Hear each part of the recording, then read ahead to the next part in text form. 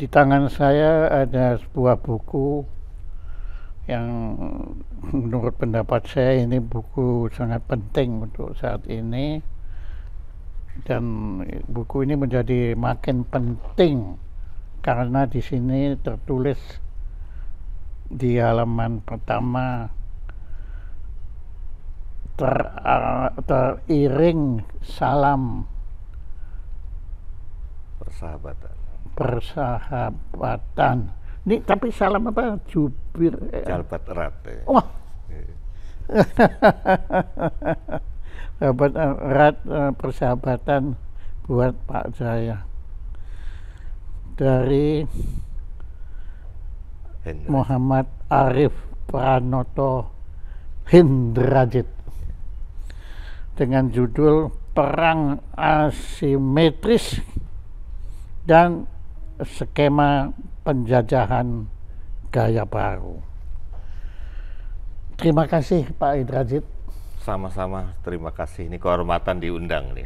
Oh, saya yang kehormatan karena ada sejak lama. Kalau mau diundang Suhu Jaya ini. Pinter aja Anda ini.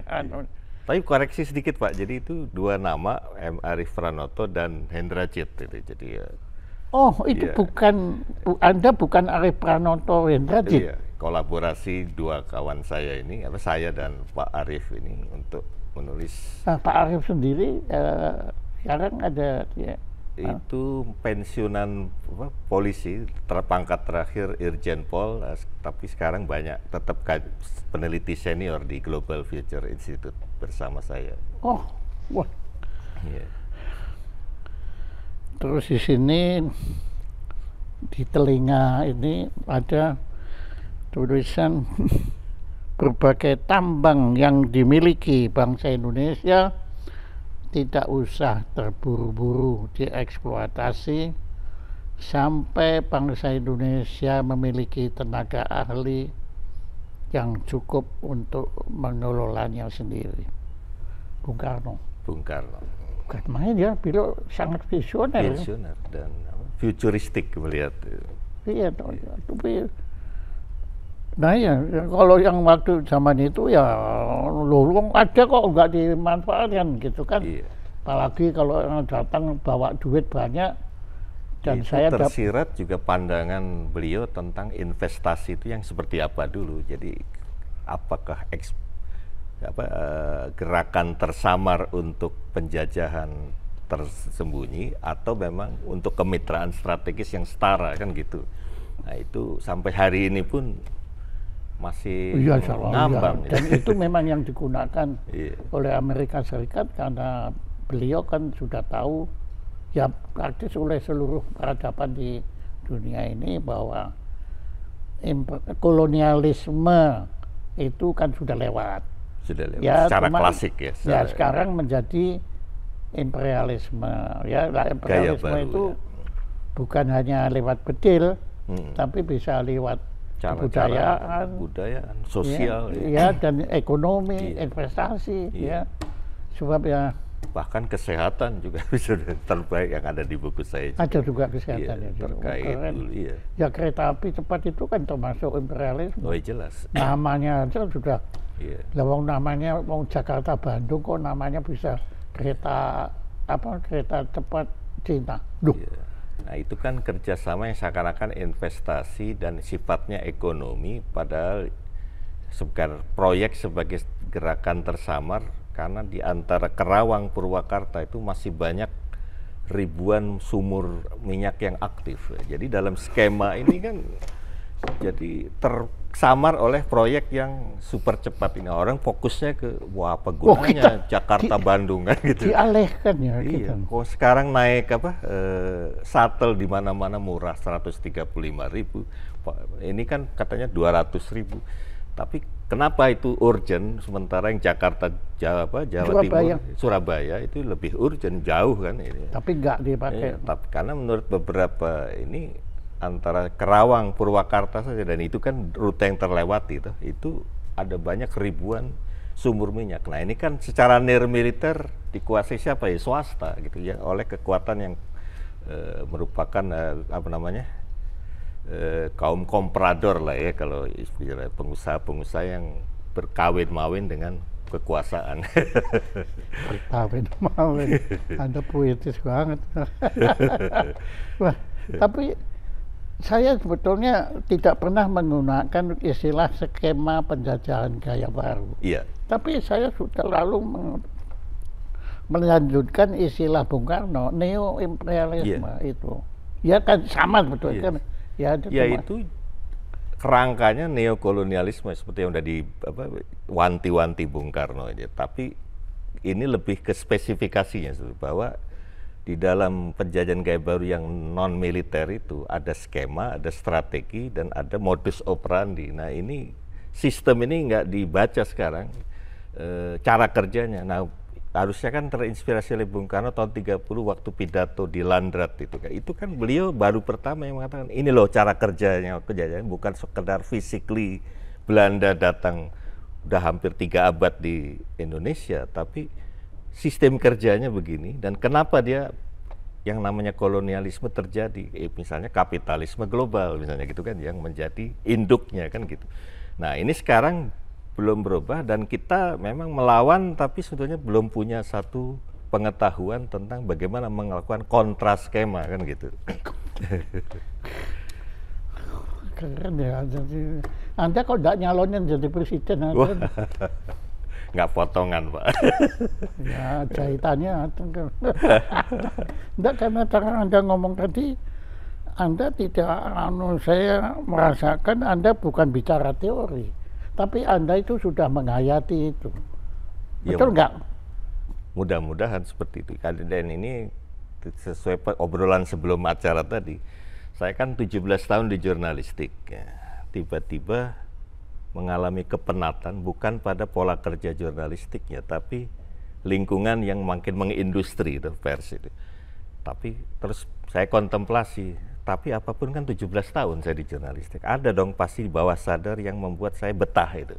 Dan ternyata usut punya usut, jurnalistik itu kerja spesialis tapi mewadahi ragam minat yang beragam. Jadi kadang-kadang walaupun saya selalu di desk politik militer, tapi kan kadang-kadang resensi sastra, kadang-kadang resensi film juga. Itu kan terwadai itu dalam apa istilahnya itu template atau namanya di folder ya, kayak ibarat komputer. Apalagi dulu saya dan kawan-kawan bersama Mas Eros Jarot kan ikut merintis Tabloid Detik tahun 92 sampai di Bredel 94. Dan itu sangat kondusif karena atmosfer aktivis loh. Rata-rata eksponen pers kampus dari UGM dan UNAS, yang kebetulan saya dari UNAS Jakarta, itu nggak kayak jurnalisme tukang gitu. Karena moto aja kita dulu kan, we are not just a journalist. Jadi kalau bisa jadi jurnalis, tapi juga kalau bisa melampaui cara pandang yang teknisi ya, militer. Meta jurnalis. Oh, kalau meta mungkin terlalu ngeri. Ya yang ini aja, yang melampaui spesialisasi atau pengkhususan ya, bidang. Kan, beyond itu kan. Nah, bahasa Inggris beyond itu memang keren itu kan. Nah dari itu kenapa lahir buku ini, karena awal minat itu, wah kayaknya di geopolitik, karena saya kan dari hubungan internasional dan geopolitik itu memang cabang dari teori HI hubungan, tapi saya lihat pada perkembangan ini kayaknya harus jadi subjek sendiri, dan ini harus jadi instrumen atau tools pengetahuan untuk mengatasi krisis nasional yang multidimensi, yang nggak bisa ditangani hanya oh ini krisis ekonomi, oh ini sosial gitu. Nah itu saya lihat geopolitik cukup melingkupi itu, dan nggak kebetulan Bung Karno waktu pidato pembukaan Lemhanas Mei 65 itu, sebelum terjadi Gestapo itu kan, mengatakan itu harus jadi ilmunya ketahanan nasional gitu. Nah, cuman keburu beliau ini, jadi nggak, padahal Lemhanas tadinya mau jadi kawah Chandra di muka, lahirnya pemimpin-pemimpin dengan beragam bidang dan keahlian ya, tapi dengan satu visi nasional yang sama gitu. Nah, itu keputus. Nah, sejak itu di era Pak Harto, Lemhanas hanya geostrategi tanpa geopolitik, jadi kayak berlayar tanpa kompas gitu. Hebat ya, ya karena Anda ngalami itu semua ya. Ya Anda waktu tahun 65, Anda usia berapa? masih 2 tahun ya. Oh, Ya, saya kan 63. Tapi saya udah remang-remang, apalagi tahun lalu kan masih di Solo ya. Bagaimana mencekam itu saya tentu saja sayup-sayup, tapi sebagai bocah itu ngelihat wah kayaknya serem betul. Belakangan kalau direview sejak udah makin membesar gitu, bagaimana jam malam aja orang bukan hanya jam malam larang keluar, pintu apa itu harus tutupan misalnya kayak gitu. waktu Mei 98, Anda Ya, di mana? saya waktu itu sebetulnya masih dalam skup jurnalis, tapi Oh, dulu sudah aktif di jurnalis. saya kan dari 92 kan, dari 94, setelah itu freelance, tapi di saat itu Pak Rudini kan bikin Lembaga Pengkajian Strategi Indonesia. Nah, saya ikutkan di LPSI namanya, yang dulu di Artagraha ya. Nah, jadi selain jurnalistik saya menginikan karena minat di politik terutama militer selama di pers itu kan di Detik terutama pegang Des 2 itu kan militer dan politik. Nah, ini yang kemudian tersalur juga untuk dan kemudian para alumni Lemhanas juga tuh Pak Rudini waktu itu kan mantan ketua IKAL. IKAL. Iya, ikatan alumni yang ikut terutama yang lulusan KRA itu ya, kursus reguler. Anda jauh lebih muda teman saya, tapi terus terang Anda jauh lebih mengerti negeri ini ketimbang saya. Karena pada tahun-tahun itu saya ada di Jerman, jadi saya nggak ngikuti perkembangan yang Iya. Anda rasakan itu, dan itu missing suatu Historical missing link. iya, ada lubang yang makanya saya beruntung sekali ketemu Anda nih. Iya. Ya, Sama-sama, menurut Pak. saya Anda itu treasure, national treasure menurut saya untuk mempelajari sejarah ini, bukan dari sejarah tetapi Anda ngakoni kan anunya itu. Anda mengalami itu semua. Ya, kalau tahun dari 80-an sih, jadi sejak NKK-BKK diterapkan Pak Daud Yusuf itu normalisasi kehidupan kampus, memang itu yang utama kan melarang aktivitas politik khususnya demonstrasi, yaitu para senior-senior di atas 80 kan 74, 78 itu. Tapi buat kami itu sebetulnya juga kayak blessing in disguise atau mungkin dialektika ya, yang akhirnya kita cari format baru yang malah lebih kaya dari senior-senior saya. Misalnya kalau yang passionnya intelektual itu kelompok studi. Kebetulan saya banyak di sini ya karena track dan minat saya di situ. Tapi ada yang setengah aksi, ingin tetap aksi tapi juga intelektual tetap harus dipupuk. Nah, itu di pers mahasiswa. Nah, yang ketiga yang memang ingin pokoknya lebih ke praktikal, yang lebih konkret langsung ke rakyat, yaitu LSM mahasiswa. Jadi tiga warna wadah ini bergerak secara lebih ini, jadi nggak sekedar demonstrasi gitu. Nah, ini yang dan itu makanya banyak yang di 98 aktif turun ke jalan tuh, banyak mentor-mentornya tuh junior saya biasanya. Karena saya kan 84 ya, mereka itu 1988 yang angkatan 1988 itu banyak mementori anak-anak 98. Itu yang masih link. Nah, yang belakangan memang kayak disconnected juga. Jadi sekarang demo itu kayak aktivisme ya. Nah, ini yang sangat disayangkan ya.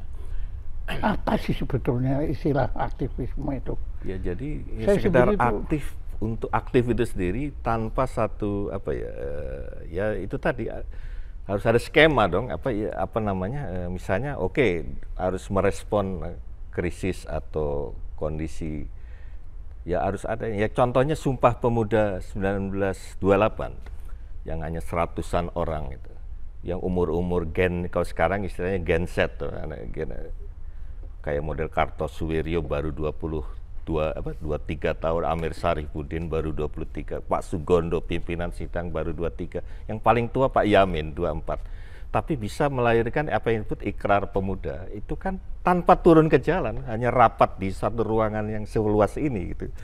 Bisa melahirkan itu, dan itu fondasi 17 tahun kemudian Indonesia merdeka. Itu kan kerja kaum milenial itu.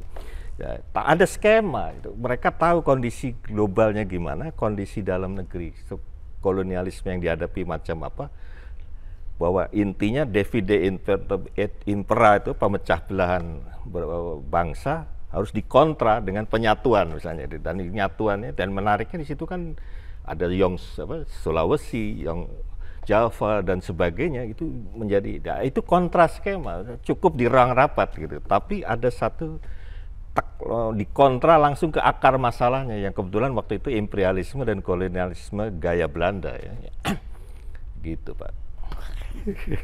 Nah, ini semua pengantar yang sangat bagus saya kira terhadap buku Anda dengan Pak Arief Pranoto ini, yaitu Perang Asimetris. Ya, kita mulai dulu dengan istilah perang asimetris sendiri. Ya, jadi itu apa betulnya? Secara umum dia adalah perang menaklukkan satu bangsa yang kita pandang, asumsikan lah ya, negara-negara ex-koloni kita dulu juga ya, Amerika, Inggris, Perancis yang memang dasarnya itu kapitalisme berbasis korporasi yang menjadi skema mereka gitu. Dan itu karena kondisi kolonialisme klasik udah nggak bisa diterapkan lagi pasca Perang Dunia Kedua, pelan-pelan mereka menyusun yaitu tadi neokolonialisme.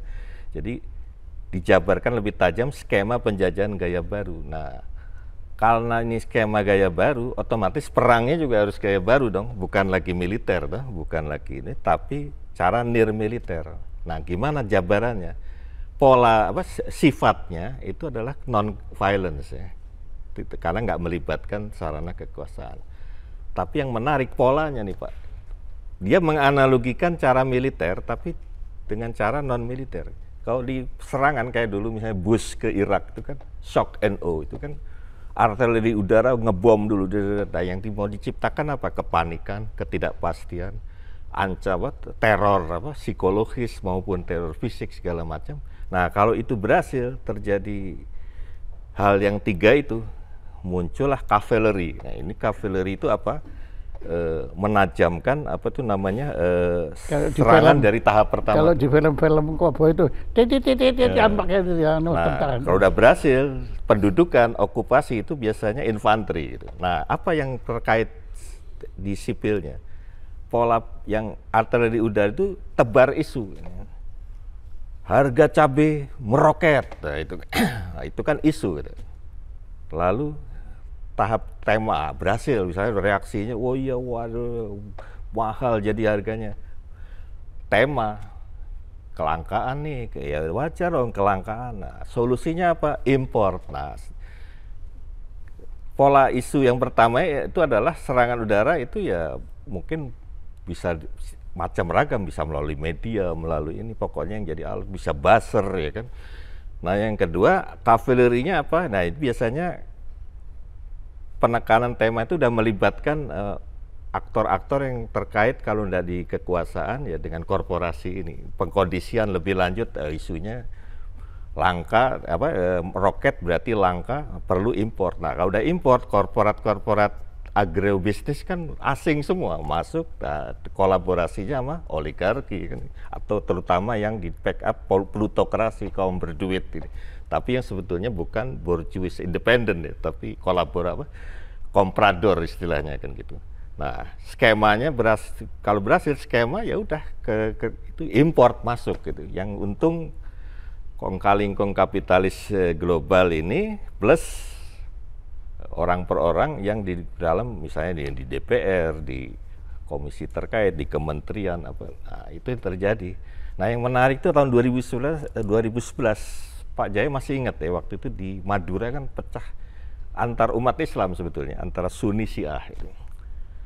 Tebar isunya apa ya, Sunni Syiah. Ya. Reaksinya sesuai dengan diharapkan, bereaksi ini pelanggaran human right violation, mayoritas minoritas dalam Islam. Tapi apa yang terjadi sesuai dengan riset saya di buku ini, di Sampang Madura, terutama West Madura itu lifting minyak per harinya itu 14.000 barel minyak per hari dengan penghasilan waktu itu ya 1,4 juta US dollar. Jadi apa yang mau dipakai di situ? Tema dari isu Sunni Syiah yang kebetulan sayangnya kepancing ya. Ya artinya terus kemudian relokasi warga setempat. Nah, eksklusif area, apa yang mau dituju itu? Nah, itu kan berarti temanya kan, nah, dari isunya Sunni Syiah. Nah, skemanya, tahap akhirnya, kong kaling kong antara broker-broker yang klaimnya sih pengusaha minyak, tapi sebetulnya ini broker-broker minyak kayak kita nggak ada yang betul-betul real pengusaha berbasis industri kan. Terus yang kedua, Pemda setempat dan TNI Polri setempat. Jadi itu betul-betul close area yang tidak melibatkan elemen civil society, masyarakat society. Nah itu tanpa peluru terkondisi. Nah, yang berebut apa? Subkontraktor Santos Brasil, terus apa tuh namanya Eni Itali dulu kan, kalau nggak salah ConocoPhillips Amerika sama Dutch Royal Shell, yang memang karena ini lokal yang direbut bukan kontraktor tapi subkontraktor. Betul. Ya gitu-gitu sekedar gambaran dari yang namanya Ya. pola perang asimetris. Nah yang terakhir terkait pola ini adalah model. Jadi model itu biasanya bagaimana bisa mengkondisikan di penentu kebijakan. Kalau di eksekutif ya bisa presiden, menteri terkait atau apa. Kalau DPR ya mungkin komisi terkait melalui model. Jadi intinya yang tadinya pro rakyat bisa lahir undang-undang yang apa namanya pro konglomerasi lokal atau korporasi global. Contoh Undang-Undang Migas nomor 22 2001 gitu. Memang di Pertamina era Pak Harto kita tahu banyaklah masalah, tapi ini kan kayak berantas tikus bakar rumah gitu. Hulu hilir Pertamina dipecah 3, SKK Migas hulu, sebagai hulu, BPH Migas hilir, dan semacam ada kayak pelembagaan Petral dulu waktu itu sebagai impor. Jadi impor itu diasumsikan bukan keterdesakan kebutuhan tapi ideologi, lebih baik impor daripada produksi sendiri kan gitu. Nah itu di backup melalui perubahan Undang-Undang nomor 71 ke Undang-Undang nomor 22 2001. Jadi skema kapitalisme global itu melalui dalam skim yang waktu itu didesak ke Pak Harto, tapi itu kan dikondisikan jadi de fait accompli ke presiden-presiden selanjutnya bahwa oke, kita akan tetap bantu kayak melalui letter of intent segala macam, tapi yuk jalankan ini ya arahnya skema privatisasi BUMN, terus yaitu tadi termasuk ke undang-undang yang memberi ruang kepada korporasi asing untuk masuk gitu. Nah, itu lahirnya kan dari mana? Pabrik ya DPR gitu. Artinya kan ada agensi itu terbangun di situ. Nah, ini yang waktu Pak Harto turun tidak diikuti kontra skema tadi. Jadi malah jadi ironi bahwa begitu itu jebol malah jadi arah masuknya skema ini tadi. Nah, yang menarik saya kutip di sini kesaksian Pak adiknya Gus Dur almarhum Hasim Wahid Gus Im ya. Kan pernah di BPN ya dulu. Jadi di situ aja ada 2 bank asing yang memang kayak menjoki seluruh proses ya, memang kaitannya kepailitan ya. Yang dari Inggris Standard Chartered Bank dan ini dari Citibank gitu. Nah, jadi itu aja udah kelihatan ya. Oh, ini yang memakai momentum itu. Problemnya adalah kita sendiri tidak seperti Bung Karno dan para founding fathers waktu Jepang menyerah kalah, ada kevakuman dan kita kontra skema itu udah siap, Indonesia merdeka. Nah ini kemarin itu hanya euforia, wah Soeharto udah lengser, tapi tidak ada skema sebetulnya. Nah itu yang berkembang kemudian antitesis, apapun yang antitesis Soeharto jelek gitu kan. Nah itu yang kemudian melahirkan multiparty system yang bukan alat rakyat, alat dari skim kapitalisme global yang banyak kolaborasi dengan kaum feodal gaya baru yang kalau dulu para bupati Wedana itu darah biru keraton yang kolaborasi sama pemerintah kolonial Belanda dalam payung PM ten Staat itu ya, negara birokrasi yang sebetulnya itu alat kolonial. tapi isinya orang-orang yang dari darah biru. Nah, sekarang memang nggak ada lagi Raden Mas Kanjeng Raden Mas Tumenggung, tapi kan profesor, doktor. Nah itu yang kaum neo feodalisme gaya baru. Wah, Anda ini di satu sisi tadi saya bilang adalah ada harta negara, harta bangsa, tapi Anda ini sangat berbahaya betulnya ya. Karena Anda membocorkan rahasia gerakan ini kan ini Anda menyadarkan kita bahwa ini hati-hati loh, ini kan dari sini. Tadinya kan kita nggak tahu. Iya. Anda ini berbahaya loh. Saya teringat orang tua, saya lupa namanya, tapi itu mengiang betul ungkapan. Bagaimana kau akan bersikap kalau kau tidak tahu? Dan bungkai contoh. Nah ini saya sekarang sudah tahu, tapi saya juga nggak tahu bagaimana bersikap ini. Iya. Nah ngomong-ngomong soal nggak tahu, terkait kalau di berbagai forum membahas tulisan saya dan Pak Arief ini, selalu katakan, lalu bagaimana cara ini? Nah, sekarang kita harus melakukan bedah ini. Yang kita berurusan dengan orang yang mereaksi terhadap pandangan seperti saya ini dan kawan-kawan yang sepaham ya. Ada orang-orang yang dalam ketidaktahuan yang murni, dan itu gampang karena ini soal menyadarkan, mencerahkan. Begitu tergugah dia akan bangkit, dan bangkit dia otomatis akan melakukan sesuatu dengan bahan yang cukup gitu, dengan pengetahuan cukup, dan malah bisa menjadi mengilhami, mungkin bikin kreativitas atau inovasi gerakan yang saya sendiri mungkin belum bisa bayangkan, tapi bisa terjadi. Nah yang kedua ini agak mulai sulit nih Pak Jaya. Orang yang tahu tapi pura-pura nggak tahu. Nah ini udah levelnya hipokrit ya. Mungkin ya, nuraninya masih. Karena beliau mereka itu punya kepentingan di sini. Satu sisi ada kepentingan, tapi nurani iya sebetulnya benar juga ya. Tapi terus tapi menang, biasanya yang menang kepentingan. Nalurinya bukan nurani. Iya. Nah yang paling repot, dan ini saya nggak punya ekspektasi sebetulnya, tapi ya itu realitas yang harus dibaca juga. Orang yang tahu tapi emang nggak mau tahu. Nah ini yang menurut saya udah penjahat lah kawan. Iya. Orang yang tahu tapi tidak mau. Nah, tidak maunya itu kan bisa dua Pak. Iya. Bisa tidak mau atau tidak berani. Kalau tidak berani mungkin masuk yang munafik tadi ya, karena masih nggak berani kan berarti masih ada. Iya sebetulnya salah dia. Ya kalau di tokoh wayang di Mahabharata itu Bhisma lah gitu. Orang baik, nggak ada yang bilang jelek dia itu. Dia cuma selain dia tetap di kubu Kurawa, tapi membiarkan kejahatan itu terjadi ya, bahkan Bharatayuda pun tidak lepas dari orang kayak gitu yang sebetulnya di posisi dia cukup bisa menghentikan karena dia sesepuh, dia dianggap kakek dari kedua Kurawa maupun Pandawa, tapi bisanya cuma nangis saja ya. Jadi dengan budaya nggak bikin ya sama aja akhirnya dengan yang ya tapi masih ada lagi satu tokoh yaitu Sri Kresna. Nah, kalau dia tahu benar, tapi dia malah bukan hanya membiarkan, tapi malah mengharuskan karena dibilang dalam Bhagavad Gita itu takdir.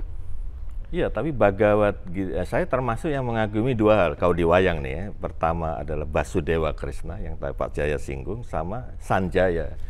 Kalau Sanjaya kan yang cerita.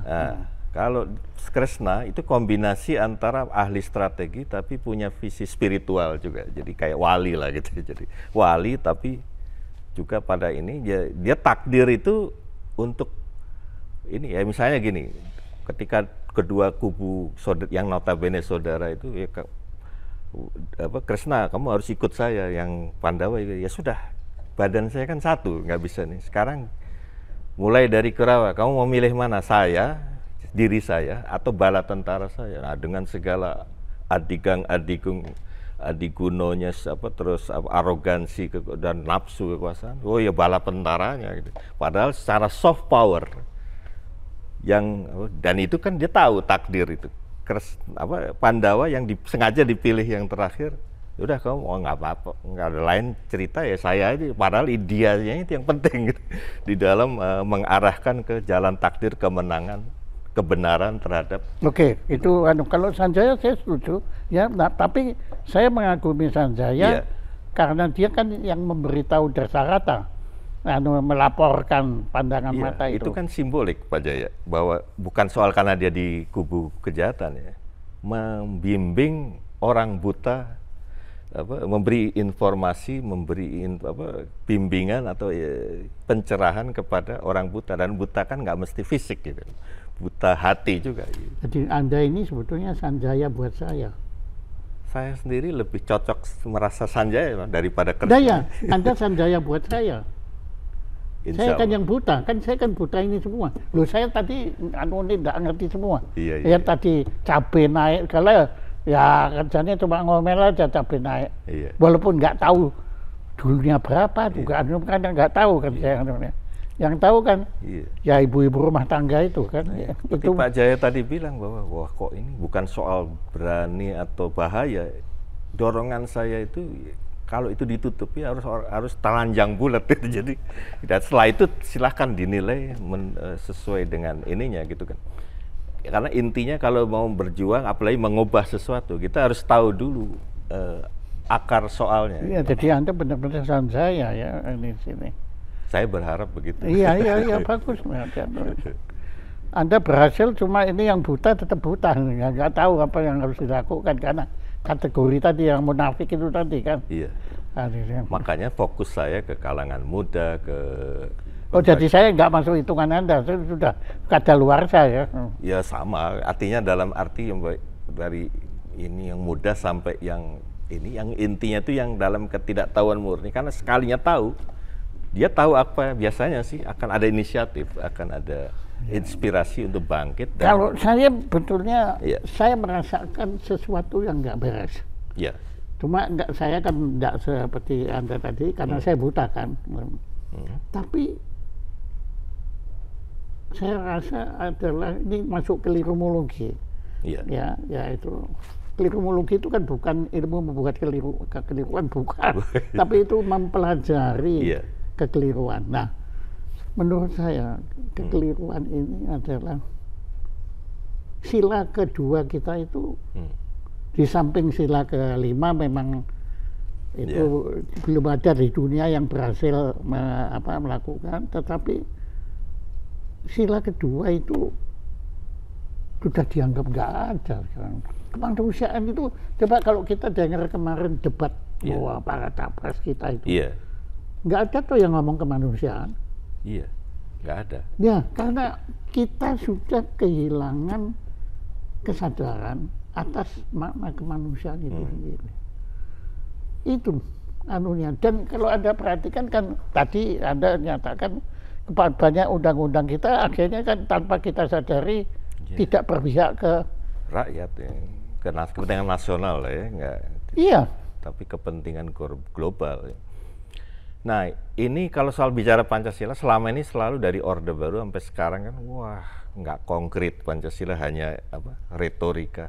Problemnya adalah Pancasila sebagai ekspresi peradaban bangsa itu udah jalan, kalau enggak udah runtuh kita kayak Rusia, kayak Uni Soviet, kayak Tapi sebagai ekspresi isme ideologi kita nggak pernah terus terang gitu. Bahwa sebetulnya yang membuat subur Pancasila itu kalau sosialisme, kolektivisme, yang istilah gotong royong itu menjadi alasnya. Tapi kalau Anda meyakini bahwa Pancasila bisa tumbuh subur dalam individualisme, liberalisme, dan kapitalisme, itu sama aja bermimpi pohon apel Malang bisa tumbuh subur di Arab Saudi misalnya gitu kan. Itu nggak pernah terus terang. Nah ini akibatnya. Padahal isme ideologi itu kan sila kedua dan kelima itu harus. Kalau Saudi Arabia sekarang mereka sudah punya loh, kebun kaca itu. Yang bisa tumbuh loh. Ya tapi oke. Ya jadi berarti pada yang Pak Jaya singgung kan sila kedua itu dengan sila kelima itu ekspresi ideologi yang nggak pernah jelas sampai sekarang. Nggak pernah. Karena kalau yang kelima saya kalau yang 1, 4 itu kan kultural, itu udah jalan. Apalagi yang ketiga. Yang keempat ya sudah nggak jalan juga. Yang nggak jalan. Yang ketiga maksudnya persatuan. Persatuan ya itu bagus. Itu udah ini Itu kalau enggak tetap, kita udah roboh gitu. Tapi itu tadi isme ideologi, makanya kita enggak pernah jelas. Padahal kalau itu clear, kayak Singapura, Swedia itu kan sama-sama sosialisme demokrasi. Tapi yang Singapura memang tersentral, relatively authoritarian, tapi maju. Swedia multi demokrasi, multi party system. Kenapa bisa ini? Karena mereka punya choice yang kemudian jadi punya watak untuk memilih dan tahu apa konsekuensi dari pilihan itu dan sama-sama Kalau maju. kita ngomong Brunei Darussalam, Ya, kan saya kan pernah ke sana, kemudian wawancara dengan rakyatnya. ya, Saya bilang, kalian itu puas dengan ini kan, saya kan datang dengan paham demokrasi. ya, Kemudian kalian itu kok nggak pernah demo sih? Ya, maksudnya gimana sih? Dia tanya, buat apa kita demo, Pak? Pak, pendidikan gratis, pelayanan kesehatan gratis. Ini ada juga kan kesehatan, ya. Dan kemudian perumahan juga. Nah, jadi Pak, kelihatannya sebetulnya yang didambakan rakyat kita ini kan sebetulnya kesejahteraan. Nah, itu yang kita suka lupa bahwa yang dibutuhkan rakyat itu kesejahteraan. Iya, demokrasi itu kan alat. Nah, ini iya, alat bukan tujuan. Bukan tujuan. Jadi tergantung natur dan kultur kalau istilah Bung Karno iya. Itu yang itu ya kayak Brunei apa yang penting kan bergerak itu. Nah, itu tapi itu kan satu contoh yang tadi disebut Pak Jaya. Yang menarik itu Cina sebetulnya. Begitu kau dari era Mao Zedong ya serba ternyata karena namanya baru dekonstruksi bahkan didestruksi lah, rusak yang betul. Lama ya, termasuk feodalisme apa hilang.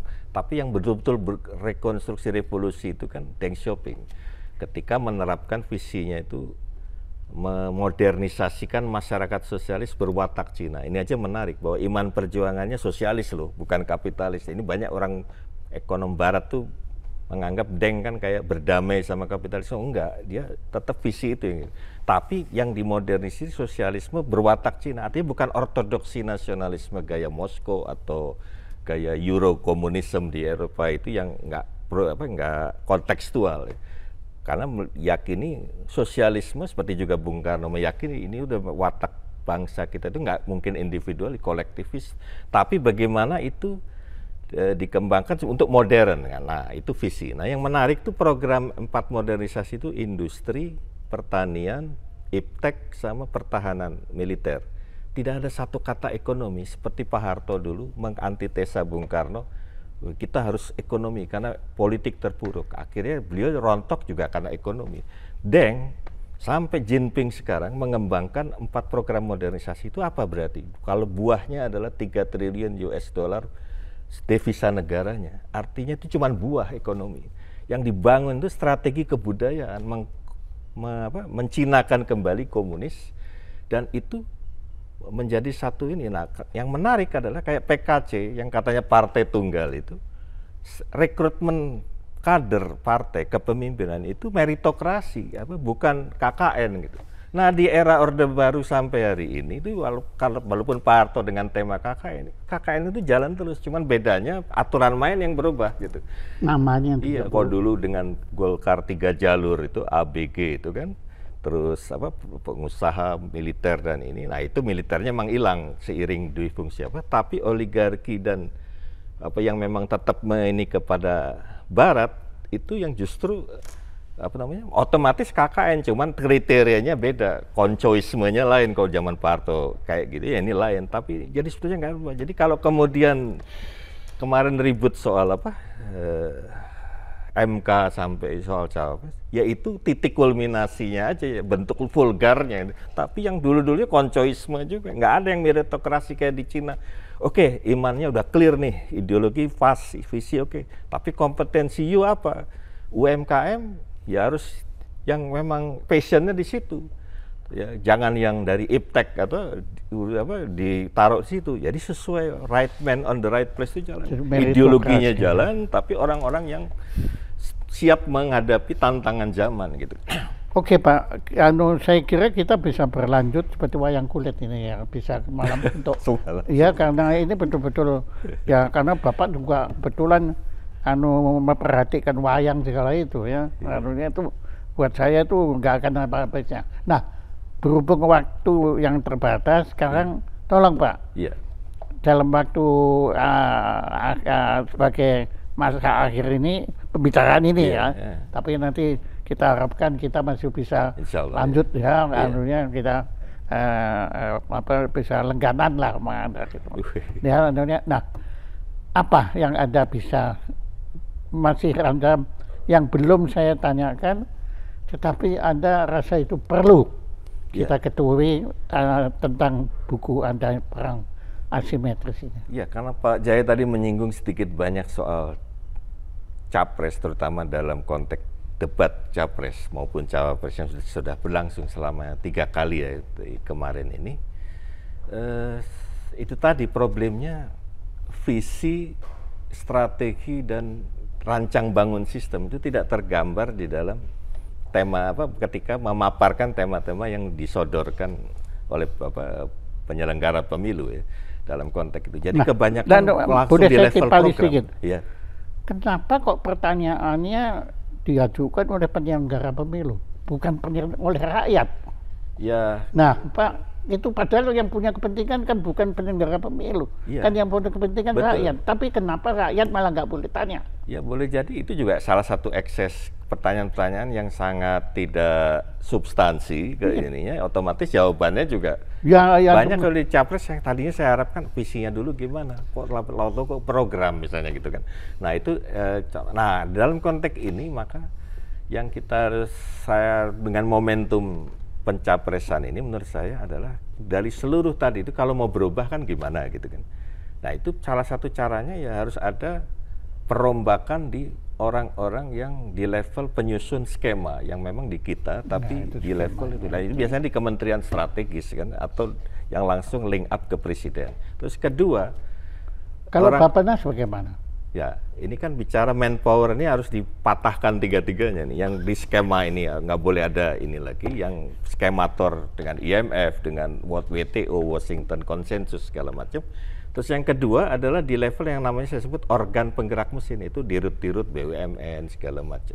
Nah yang ketiga ini yang saya sebut preman-preman pembangunan. itu nanti buku yang ketiga buku lanjutnya ya. Politisi partai segala macam ya, ormas yang biasanya cash and carry itu kalau. Nah ini yang semua harus didekonstruksi dan kalau bisa ini ulang. Nah artinya capres-capres ini kalau mau kita bisa harapan untuk berubah, harus punya skema, punya strategi, dan punya rancang bangun sistem untuk memandu perubahan. Karena ujungnya kalau rancang bangun sistem kan perubahan undang-undang. Kayak misalnya minyak ini, gas, ya harus ada minimal revisi atau kalau perlu undang-undang dibikin baru gitu kan, yang tetap mengacu ke alinea keempat pembukaan Undang-Undang Dasar 45. Gitu. Apa itu?